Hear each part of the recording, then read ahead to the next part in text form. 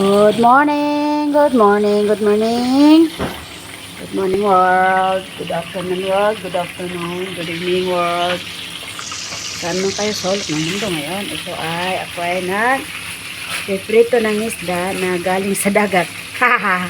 Saan ba galing ang isda? Di ba dagat no? Walas. Okay, ito yung huli nung nakaraang linggo. Ngayon ko lang niloto kasi ngayon lang ako nagka-oras. Nagpiprito ko yan at saka sweet and sour. Sabi ni Ma'am Janet, sabi niya sweet and sour masarap daw to. Oh, sarap niyan. Pinutol ko guys kasi hindi magkasya sa aking munting tanan. Munting kalaha. Yung kalaha pa tingnan mo, ano na yan. Kasi nahuhulog yan, kaya nagkaganyan yan. Pero tapal naman yan, kaya lang old na siya. Di ba kung old, kailangan palitan?